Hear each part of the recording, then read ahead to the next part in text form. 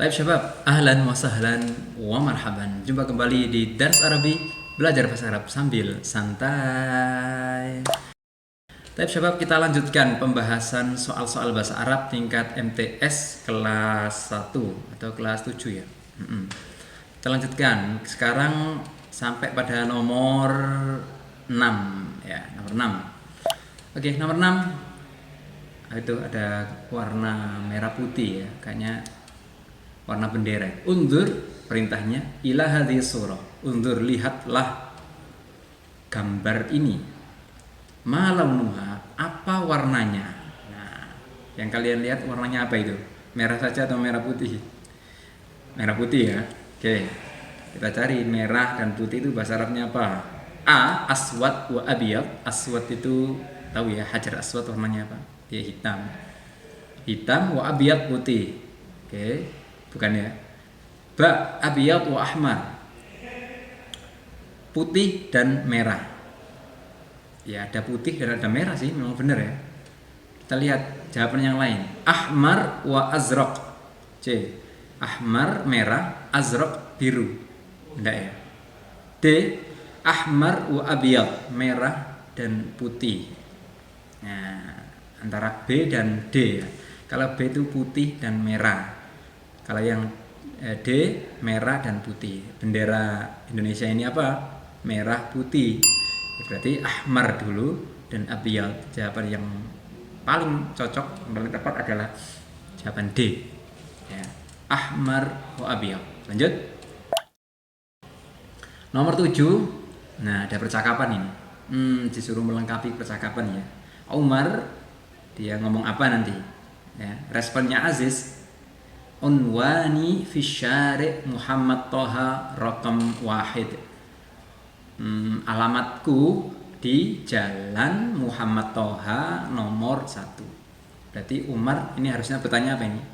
Iya, bertanya di mana alamatmu? Ya, di mana alamatmu? Oke, cari jawabannya apa? Ya, rata-rata jawab B ya. Ya, jawaban yang tepat sebenarnya adalah A. Ya, loh kok bisa A? Begini syabab. Memang kalau kita terjemahkan secara letterlek, ingat letterlek, tekstual itu B memang. Aina di mana, onwanuka alamatmu. Ya. Tapi itu sangat tekstual. Artinya tekstual itu ya menerjemahkannya sesuai dengan terjemahan kita dengan di bahasa Indonesia. Dalam penggunaan dalam bahasa Arab, penggunaannya orang Arab itu untuk bertanya alamat itu bukan aina unwanuk, tapi iya ma unwanuk, apa alamatmu.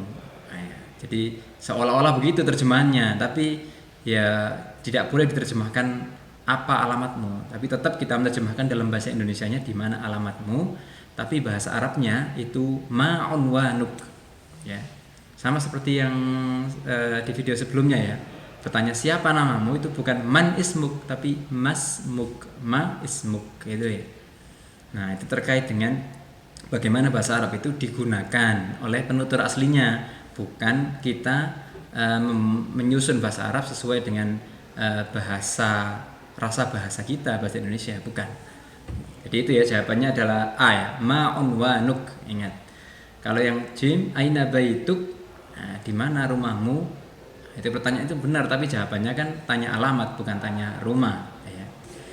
Nah, karena mungkin ada orang yang punya rumah di mana tapi dia domisili di mana ya, gitu ya. Kemudian yang D, marok mubaitik, nah, berapa nomor rumahmu. Nah, ini juga begitu. Yang D ini ma itu di situ diartikan bukan apa nomor rumahmu, tapi berapa nomor rumahmu. Karena dalam konteks bahasa Indonesia untuk bertanya nomor itu bukan what, bukan apa, tapi berapa. Tapi dalam bahasa asing ya kita harus menyesuaikan bagaimana orang asing, dalam hal ini orang Arab, menggunakan bahasa mereka ya, kita hanya meniru. Oke, kita lanjut nomor 8. Amamal bait bawabah kabiro. Lawan kata yang bergaris bawah adalah, nah sebenarnya ini pakai teknik yang tadi ya syabab.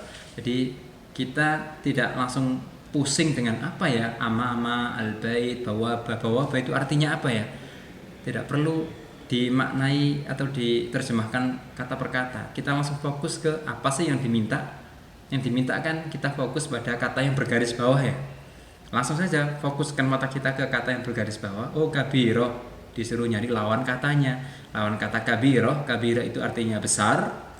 Maka cari yang sesuai jawabannya. Lawan kata dari besar ya kecil. Apa? Iya, shaghiroh ya.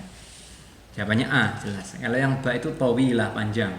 Panjang itu lawannya ya pendek. Ba'idah, jauh. Jauh itu lawan katanya qaribah, dekat. Qasirah, pendek, lawannya tawilah tadi. Ya, jawabannya iya, shaghirah. Lanjut nomor berapa? 9. Al-makna min ghurfatil julus. Makna ya, terjemahan dari ghurfatil julus. Apa ayo? A, ruang tidur, B, ruang tamu, C, ruang makan, D, ruang belajar. Nah, kalau kita terjemahkan secara letterlek atau kata per kata, ghurfah itu memang ruang atau kamar, room. Julus itu artinya duduk. Nah, kalau kita terjemahkan secara tekstual artinya ruang duduk atau kamar duduk. Kita kan nggak mengenal istilah itu dalam bahasa Indonesia. Dalam bahasa Indonesia itu ruang tamu ya, ruang yang ada tempat duduknya, ada sofanya atau ada kursinya, itu kan umumnya di ruang tamu ya.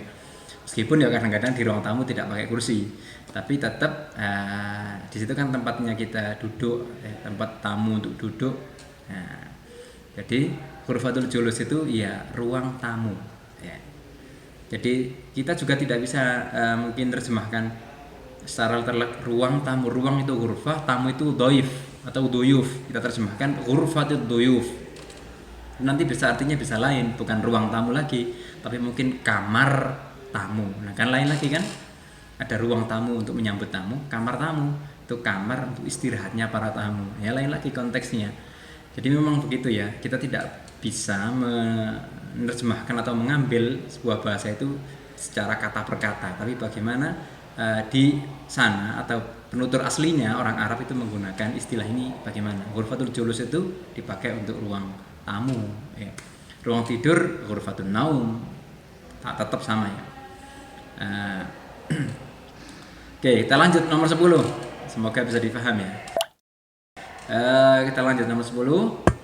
Ainas sa'ah. Ainas sa'ah. Di mana jamnya? Wah, ini pertanyaan yang ya nggak tahu kok tanya siswanya ini. Di mana jamnya? Kalau di ruangan itu jamnya ada di atas meja. Kalau di ruangan itu ini harusnya ada konteksnya dulu, tidak moro-moro langsung bertanya. Tapi coba kita cari ya, kira-kira ada jawaban yang tepat nggak, baik secara bahasa maupun secara logika. Nomor 10, aina sa'ah, di mana jamnya? A, wara al-hammam, di belakang kamar mandi. Ya, kira-kira umum nggak gitu. Kalau nggak umum ya coba kita skip dulu. Ba, alal haid, di dinding, di tembok. Masuk ya. Jam ya jam dinding atau jam di tembok. C, alas saburo. Alas saburo itu di papan tulis ya. Memang ala itu artinya di atas, tapi yang nempel ya. Ala itu nempel, kalau fauqa itu tidak nempel. Nah, misalnya begini gambar ini ya. Nah, ini namanya fauqa karena jamnya tidak nempel di papan tulisnya. Tapi kalau jamnya itu nempel di papan tulis ya, melekat di papan tulis, ala saburoh bahasa Arabnya.